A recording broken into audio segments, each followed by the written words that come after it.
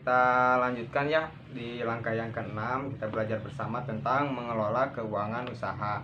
Nah, di sini ibu-ibu kita kebiasaan atau kebanyakan dari kita sering menggunakan uang hasil dari usaha kita itu kepada kebutuhan keluarga sehari-hari, tidak memikirkan untuk atau menyisihkan dari hasil usaha kita itu untuk modal usaha selanjutnya. Nah, apabila seperti itu, lama-kelamaan usaha kita atau modal dari hasil modal untuk usaha kita itu akan berkurang, sehingga kita akan mengalami kebangkrutan atau usahanya tidak akan berjalan berkelanjutan, atau kalau dalam istilahnya itu gulung tikar. Nah, sekarang ibu-ibu sekalian, kita sama-sama menyaksikan film pendek yang pembahasannya tentang modal usaha tidak boleh berkurang. Ini videonya hanya 2 menit ya ibu-ibu. Saya harap tenang dan jangan ada yang mengobrol ketika filmnya saya putarkannya.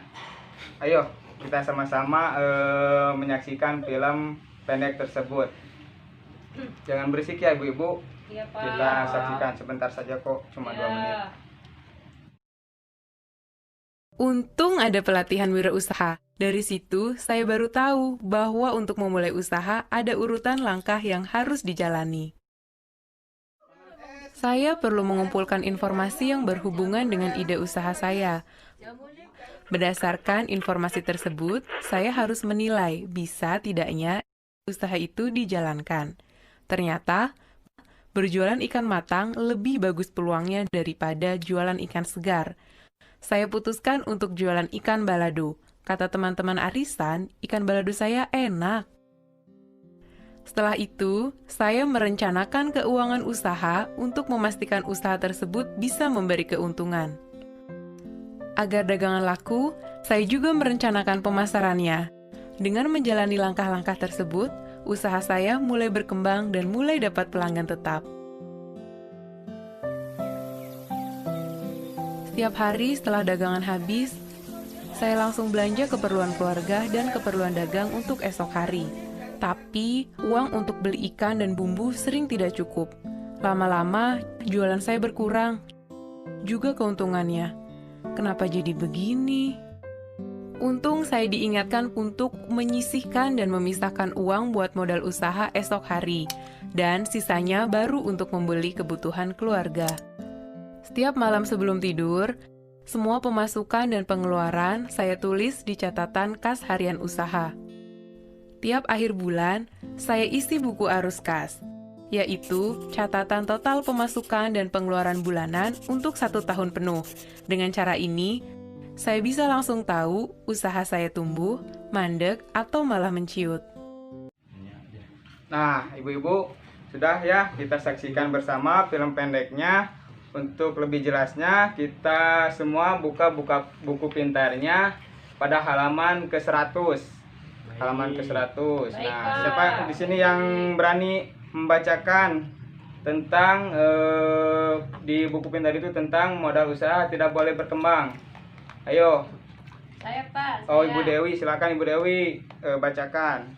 Jadi Bu Lili ya, untung ada pelatihan wirausaha. Dari situ saya baru tahu bahwa untuk memulai usaha ada urutan langkah yang harus dijalani.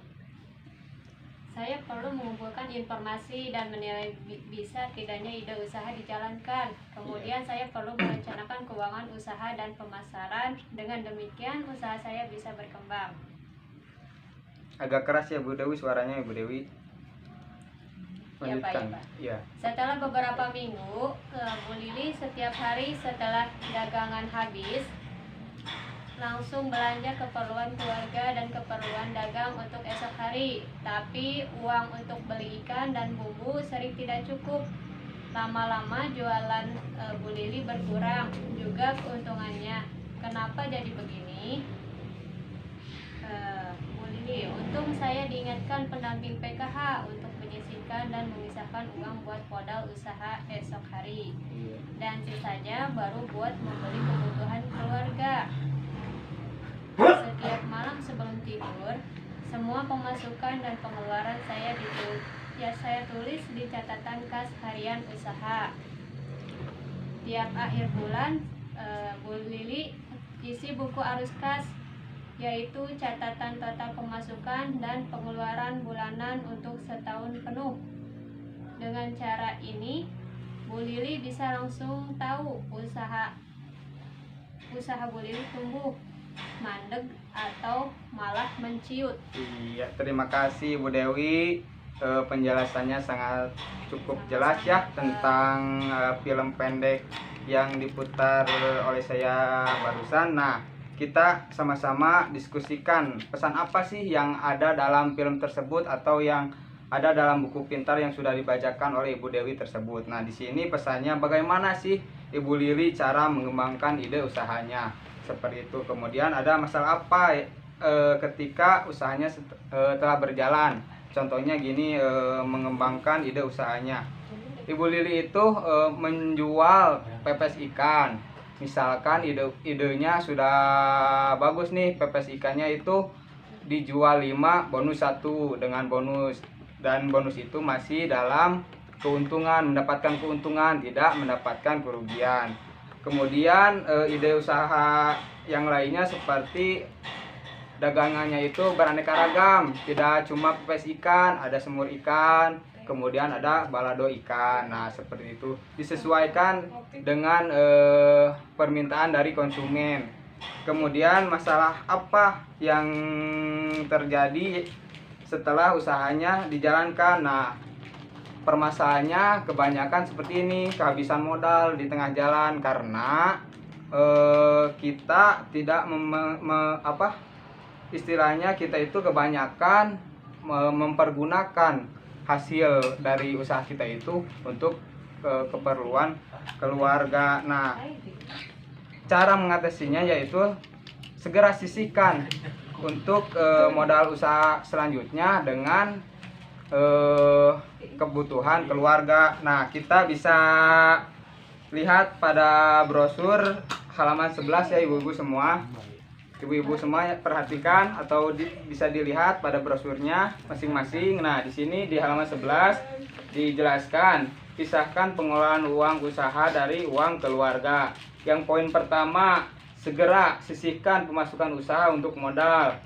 Poin kedua, simpan uang usaha dan uang keluarga di tempat terpisah. Nah, seperti ini Bu, ada contohnya ya, ada toples. Misalkan ibu-ibu KPM, ibu-ibu di sini semuanya di rumahnya memiliki 2 toples. Nah, di toples tersebut ibu kasih tanda yang toples pertama itu untuk kebutuhan keluarga, uangnya dimasukkan pada toples tersebut. Nah, yang satunya lagi toples tersebut diberi tanda untuk modal usaha. Ketika kita mendapatkan uang dari usaha, nah masukkan terhadap toples tersebut. Kemudian di poin terakhir, catat seluruh pemasukan dan pengeluaran usaha dalam catatan kas harian Ibu. Jadi harus dicatat setiap harinya agar kita selalu dapat memperoleh keuntungan secara terus menerus dalam catatan kas harian dan arus tahunan. Nah, catatan kas harian itu misalkan catatan kas harian untuk kebutuhan keluarga, yaitu mencatat pendapatan dan pengeluaran untuk keperluan keluarga setiap harinya. Kalau catatan kas usaha yaitu untuk mencatat pemasukan dan pengeluaran yang dilakukan untuk menjalankan usahanya. Seperti itu sih Bu. Terima kasih.